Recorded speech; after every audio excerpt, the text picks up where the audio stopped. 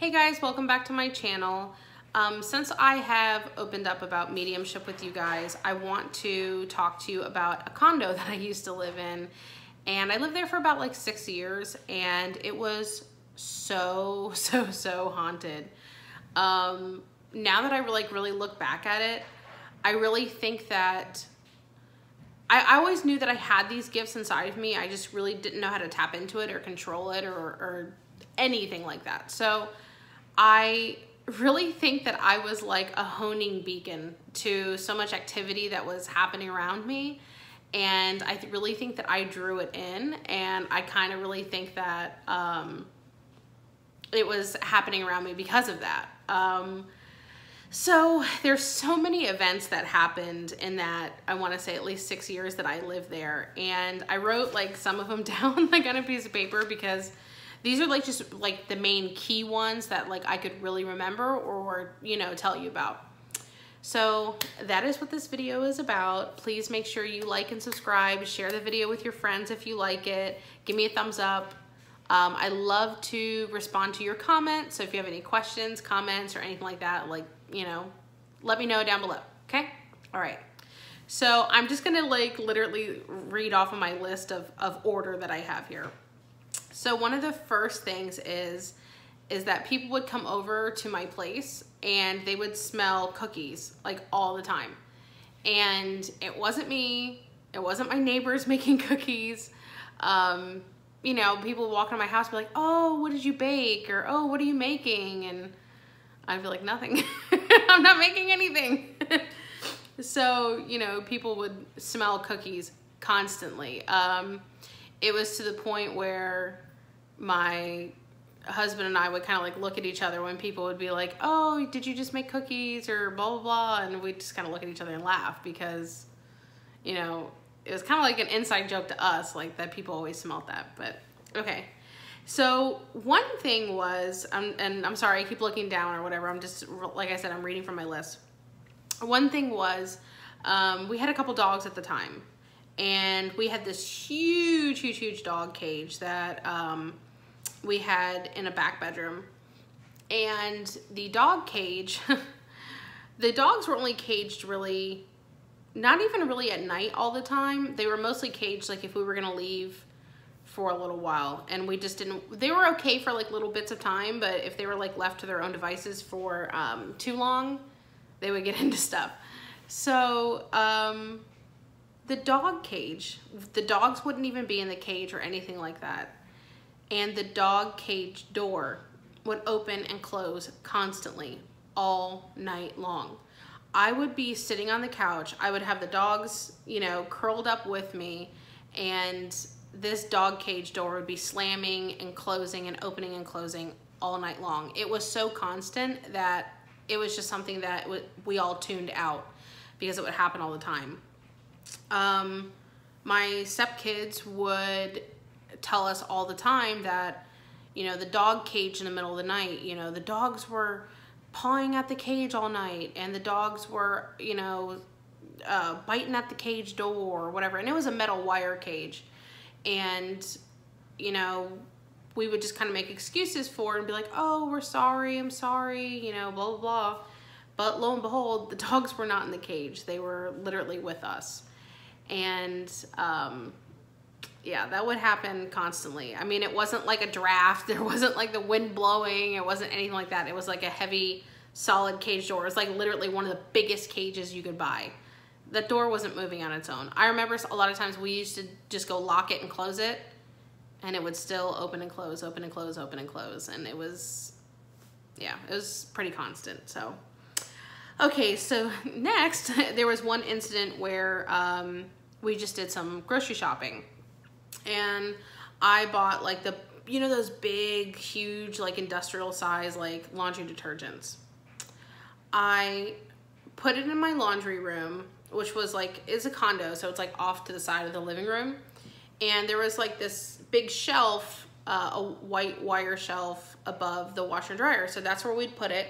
So I put the detergent up there, and I know I pushed it all the way back. Like, it was a deep shelf. Like, it wasn't gonna go anywhere. I've put them up there for years. You know, it's not gonna move on its own. So we thought.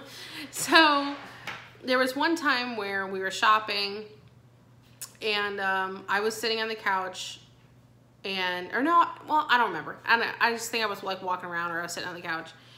And my husband was standing at the sink and he was doing dishes. So he's like facing that direction. So all of a sudden, the laundry detergent went flying off the shelf. And when I tell you flying off the shelf, I don't mean that like it just fell and rolled and did a tuck and roll. I mean, it flew off the shelf. It flew at least, I want to say 7 to 8 feet. It flew across the, like, I guess they call it a solarium. Okay, so it flew across and then hit the desk that was like 7 or 8 feet across from it. And how it was is the shelf above the washing machine hung out this far, and then the washer and dryer came out to be like where my, you know, wrist is. So if the detergent just fell, it would hit the washer and dryer and then like maybe do like a flop and maybe a roll. Like maybe like a little roll. It did not do that. It never hit the washing machine, never hit the dryer. It flew and landed across where the desk was. I am still surprised, like when I look back at it, I'm really still surprised that it didn't bust, it didn't break. Some strong plastic, okay? So that was another thing. And it was funny because my husband was like, nope, nope, didn't see it, didn't happen, didn't see it, you know? He was definitely like one of those people that, how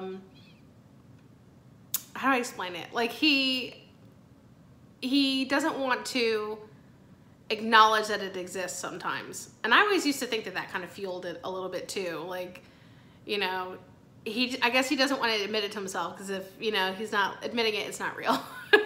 So, but it was real. Okay, so, okay, another story is I was sitting on the couch with my husband and we were watching, or no, we were playing a game together on the TV. So we'd like scoot up the TV like close to the couch. And we didn't have like a really big TV at the time. So, right next to the front door, there is this really weird call box. And it reminds me of like in New York or something like that. You know how like when you have to get buzzed in and someone's like, hey, who is it? Come on up or whatever. It was kind of like that. Like, oh, an intercom. Oh my God. I can't even think about the words. It was like an intercom. Okay, so now we had already lived here for years. This intercom has never made a peep. It's never buzzed. It's never rang. You could hit all the buttons. There's no wiring to it. There's no wiring to it at all. So this intercom, when my husband and I were sitting there, I think he had said to me, he's like, hey, you know, nothing's kind of happened in a little while. I kid you not, probably 5 seconds after that, the intercom went, and then stopped, and then it never made a peep after that, the whole entire time we lived there. So, there was no mock fire alarms going on. There was no testing the intercom. It wasn't functional. It didn't have power. It didn't have wiring to it. It was crazy. It really was crazy. So that's another thing. Okay. Okay. Same thing. There was an incident with shoes in the closet. In my master bedroom, there was a really big walk-in closet. So as soon as you open up the walk-in closet door, my husband had said that there was a pair of shoes just, you know, sitting like planted, like perfectly, like in the walkway of the door or in the walkway of the closet, like when you're walking in. And he had said to me, he's like, you know, did you put my shoes there? And I said, no, I didn't put anything there. What are you talking about? I was in the living room the whole entire time. Apparently he took his shoes and he moved them over to the side where they belong and closed the door, didn't think anything of it. I guess maybe he thought I was messing with him. You know, maybe he didn't believe me when he asked me like, oh, did you do this? And I was like, no. He probably didn't believe me, to be honest with you. He probably thought I was messing with him. So he went about his business or whatever. I was just in the living room. I must have probably been like with our son or, you know, who was probably a baby at the time or watching a show on the TV or something out there. And, you know, I want to say a little bit of time passed. I'm not sure if it was directly after or not. He had went back into the closet and the shoes were planted right back where they were. And he really thought that I was messing with him, but I kept telling him, like, I didn't even go into the room. Like, it wasn't me.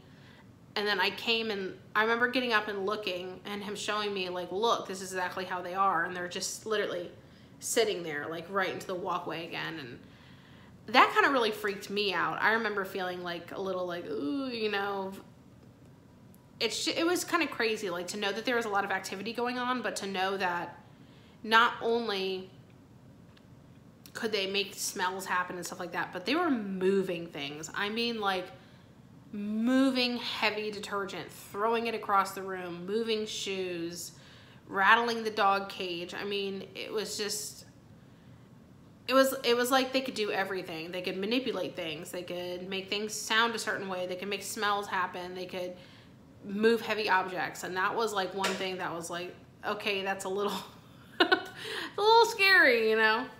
Okay, so another thing is that my brother-in-law unfortunately passed away.